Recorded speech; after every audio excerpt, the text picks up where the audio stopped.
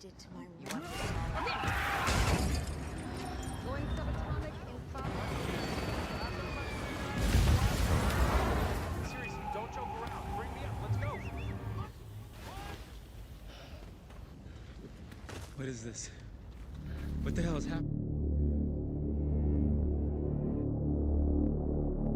Por 5 longos anos, quem ficou pra trás teve que viver com a falta de entes queridos, como já vimos nos filmes e séries decorrentes. Mas até agora não soubemos dos efeitos do blip para raças além da humana. E são essas as consequências de invasão secreta, pois parte disso a motivação do líder da célula rebelde Skrull na Terra chamado Gravik. Isso sem contar com a própria existência de Fury ao ser apagado. E o trauma que o levou a se isolar da humanidade ao deixar o planeta a bordo da Sabre, a estação espacial da organização SHIELD. O primeiro episódio da invasão secreta, intitulado A Ressurreição, começa em Moscou com o agente Ross indo ao encontro de outros agentes Prescott, que narra os minutos iniciais pintando o pano de fundo da trama que tem início nesse capítulo. Paranoia tomou conta e ele acredita que há mais de 30 anos de conspiração Skrull para infiltrar a raça humana, com o objetivo de colocar os Estados Unidos contra a Rússia em uma nova Guerra Fria, e com isso aniquilar a humanidade na guerra resultante. Antes que Prescott pudesse fazer algo a respeito disso com as provas que juntou, sua inquietação e suspeita levam a travar uma luta com Ross, que acaba matando ele aparentemente em defesa própria. O agente parte em fuga com um espião russo em seu encalço. Durante a perseguição pelos telhados do centro velho de Moscou, o agente da SHIELD acaba caindo, ferindo-se mortalmente no processo. Ao morrer ao lado de Talos, o representante de Fury na Terra revela-se um Skrull. Prescott estava certíssimo. Uma pista que poucos aí pegaram, a não ser os mais atentos, é que em Wakanda para sempre Ross havia perdido seu status como agente de campo, após contrariar as ordens de seus superiores e ajudar a personagem Shuri. Então não poderia estar em ação no início do episódio, visto que a série se passa depois dos eventos do segundo filme de Pantera Negra. Após a belíssima abertura da série, né, que utiliza ilustrações colocadas em uma espécie de transfiguração. Um fato legal é que a abertura da série foi feita com inteligência artificial para dar esse ar de paranoia e sentimento estranho ao ver os humanos se misturando com os Skrulls, casando muito bem com a ideia da série, que é uma raça de metamorfos que tá invadindo o nosso planeta. Vemos a triunfante chegada de Nick Fury, bem triunfante, talvez não seja a melhor maneira de descrevê-la, pois ele chega à Terra cambaleando, assim. Ele tá velho e aparentemente por fora das novidades dos cenários dos espiões. Fury não demora em se encontrar com a agente Hill, que o coloca a par da situação toda ali. Os dois chegam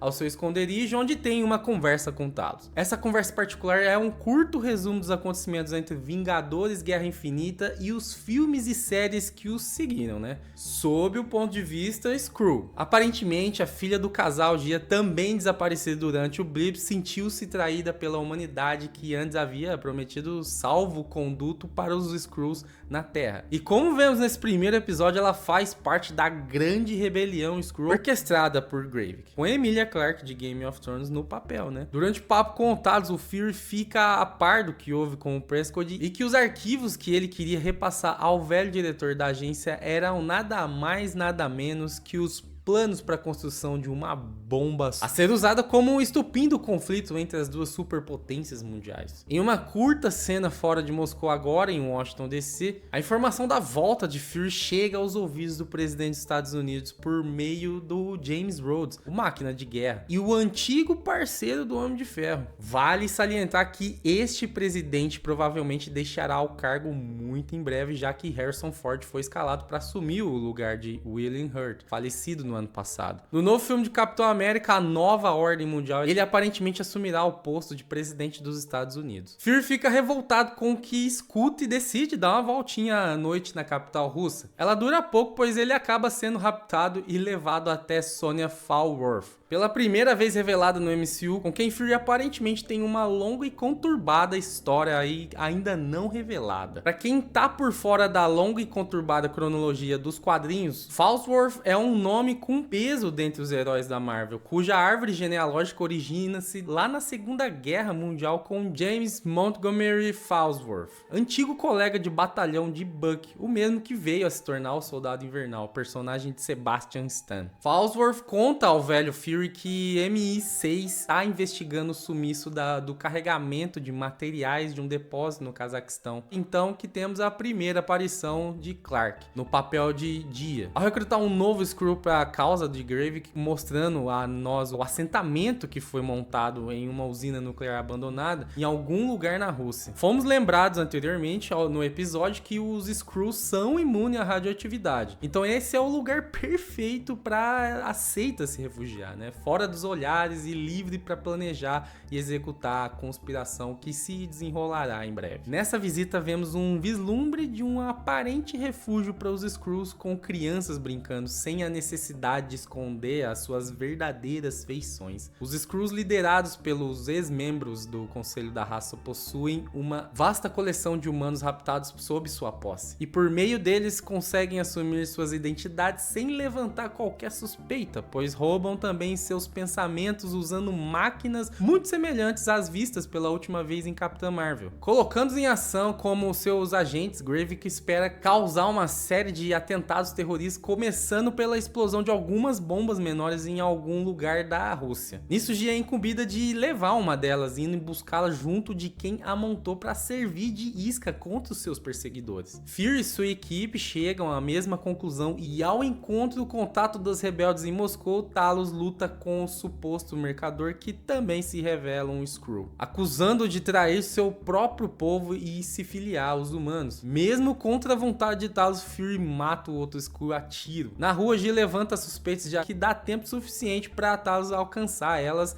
e encurralar sua filha, que fica sabendo da morte da sua mãe, cuja responsabilidade é de Gravik. Aparentemente, virando pro lado do pai no conflito, Gia concorda em ajudá-lo, marcando as mochilas cuja localização agora sabem, uma praça no centro de Moscou, para que Fury e os outros possam tentar evitar o pior. Infelizmente, tudo acaba dando errado durante a operação de recuperação das bombas, e Gravik detona uma delas, espalhando o caos no lugar lotado de pessoas. Durante a confusão, Rio se vê na mira do revólver de Fury e, perplexa pelo que vê, é baleada pelo seu suposto amigo. E aí que acontece a grande reviravolta do episódio. Fury tinha o tempo todo um sósia seu entre os rebeldes, e ao acolher a sua amiga em seus últimos suspiros, deixa algumas perguntas que agora não querem calar. O que houve com ele nesse tempo todo fora da Terra? E como que os Skrulls conseguiram obter sua identidade? O episódio 1 da Invasão Secreta da Marvel termina com uma grande morte e uma grande reviravolta que terá grandes repercussões aí no MCU. Então esse personagem realmente morreu? Depois de aparecer em Homem-Aranha Longe de Casa, Nick Fury e Maria Hill se reúnem pela primeira vez desde Vingadores Ultimato. Como Longe de Casa já havia estabelecido, Nick Fury foi pro espaço logo após o funeral do Tony Stark e trabalha na Sabre desde então. A ausência de Fury da Terra preparou o cenário para a história do episódio 1 de Invasão Secreta. O episódio 1 de Invasão Secreta também definiu rapidamente o tom pro resto do episódio e a série como um todo, revelando que Everett Ross é um dos Skrulls da Marvel disfarçado. Quando Everett Ross foi substituído por um Skrull e o que aconteceu com o verdadeiro ainda é um mistério. No entanto, a maior reviravolta do episódio 1 foi a morte de Maria Hill no final do episódio. A invasão secreta dos Skrulls já havia estado por trás de vários ataques terroristas, e agora Fury acredita que poderia impedir o próximo. A morte de Maria Hill no final do episódio 1 da invasão secreta foi trágica por si só, mas as circunstâncias tornaram tudo ainda pior. A última coisa que Hill viu foi Nick Fury atirando nela. Gravik usou seus poderes de metamorfose para se passar por Fury, apenas para ela atirar nela imediatamente. A morte de Hill prova que não se pode confiar em ninguém em uma história como essa, onde qualquer personagem do MCU pode ser um Skrull disfarçado. Além disso, Gravik matando Maria Hill mostra o quão implacável é o mais novo vilão do MCU. O final do episódio 1 da Invasão Secreta também mostra que Gia será uma protagonista com muitas camadas. Gia aparentemente mudou de lado e deu a Talos informações importantes sobre o plano de Gravik. No entanto, o final do episódio 1 sugere que Gia nunca traiu Gravik, e em vez disso levou seu pai e seus parceiros, incluindo Maria Hill, direto para uma armadilha. Em uma série onde qualquer personagem da Marvel pode ser um Skrull disfarçado, pode ser fácil concluir que a morte da Maria Hill é uma farsa, ou seja, que um Skrull morreu no seu lugar. No entanto, o final do episódio 1 da Invasão Secreta mostra claramente Maria Hill morrendo e se passa alguns minutos com a personagem morta. Quando o falso Ross morreu após ser perseguido por Talos, seu corpo falecido voltou lentamente à sua forma Skrull. Portanto, se Maria Hill fosse um Skrull em Invasão Secreta, o mesmo teria acontecido. Além disso, considerando que o próprio Nick Fury fingiu a sua morte em Capitão América ou Soldado Invernal, usar um truque semelhante com Maria Hill em Invasão Secreta pode ser repetitivo. Dito isso, a morte da Maria Hill no episódio 1 de Invasão Secreta foi surpreendente. Hill fazia parte do MCU desde os Vingadores lá de 2012, rapaz. Hill era uma das poucas pessoas em todo o universo em que Fury confiava. A morte da Maria Hill em Invasão Secreta aumenta as apostas para a série e além disso define o tom para o resto da história. Gravik se passando por Nick Fury e matando Maria Hill é o exemplo perfeito de como ninguém é confiável em Invasão Secreta. Como isso vai afetar Nick Fury. Isso provavelmente criará algum sentimento de culpa pro Fury em relação à morte da Hill. Nick Fury já viu muitas coisas no MCU, mas a morte de um parceiro no campo de batalha pode mudar o personagem de uma forma que nunca foi feita nos filmes do MCU antes. É isso aí, galera. Espero que vocês tenham curtido aí a análise dos episódios aqui. A gente vai trazer muito mais. Então fica ligado aí na gente aí, galera. Eu espero que vocês tenham curtido. Eu sou o Tarcísio Yamamoto e a gente se vê na próxima análise aqui de Invasão Secreta. Valeu e fui!